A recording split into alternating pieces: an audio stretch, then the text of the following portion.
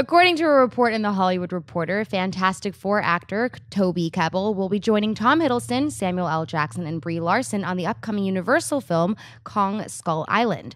Set for release on March 10th, 2017, Kong Skull Island aims to fully immerse audiences in the mysterious and dangerous home of the King of the Apes as a team of explorers ventures deep inside the treacherous primordial island. Legendary story honors the foundations of the existing King Kong lore, but places it in an entirely new, distinct timeline. John, do you buy or sell, Toby Kebbell joining Kong Skull Island? A big buy, actually. Look, don't let whatever results happen with Fantastic Four fool you. Toby Kebbell's a very talented dude.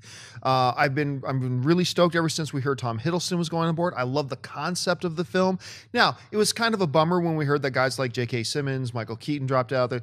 Brie Larson's on board, which brings up an interesting thing because a few weeks ago we had that report that Brie Larson was looking at joining and that Russell Crowe was looking at joining. Now, I haven't heard any more talk about Russell Crowe. If he is on this movie and he does end up signing for this, then my enthusiasm for this film is going to go right through the roof. It's already pretty high. But yeah, I totally buy Kebbell joining this. I think it's a great move. Mark? Oh, yeah, it's a great move. Toby Kebbell has so much talent that was not obviously utilized properly in Fantastic Four. So he's shown what he can do both as a live-action actor and when you're talking about performance capture with the Planet of the Apes franchise. So yes, it's a great move to bring him on board. But now the movie's called Kong Skull Island, not just Skull Island. I don't like that as much. Really? I actually thought that was a good move to put Kong in there. It's hitting it on the head. It's like, hey, remember, we got that big giant ape. We know you got the giant ape. Just show us Skull Island.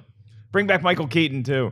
I'm 50-50. I love just the title Skull Island. I love the premise. I love everything about this movie. I'm glad they're going back to Skull Island. It's going to be another adventure in like weird prehistoric zone. Kong's hiding out. And now you know Kong's going to be in there because they slapped Kong on the top. So I don't mind the Kong Skull Island. I did like it was a little more pure. And just the sweaties would be like, that's about King Kong. Now they're like, no, it's Kong. Oh, Kong? No, everyone knows it's Kong. But why not? Let everyone know that Kong's going to be hiding there, you know? I don't know when it's going to be. They're saying it's in a different time zone. It could be like dudes are on their cell phones. Like it could be right now. It could either be like literal modern day. Right. But I also heard another report saying it could be like early 70s. It could be like set in the early 70s or total modern day. I don't know which one. I like either or. I'm just going to be very interested to see when the events in King Kong or something like that took place, or if that ever actually happened in this timeline, because they're acknowledging that there is a huge ape, probably named King Kong, that lives on the island. But did he ever necessarily make that trek to New York and become the eighth wonder of the world and climb up to the Empire State Building? Right. If that ever actually happened or not. So they have a lot to talk about story-wise, but at least they got the right talent on board. Yeah. Oh, by the way, I buy this.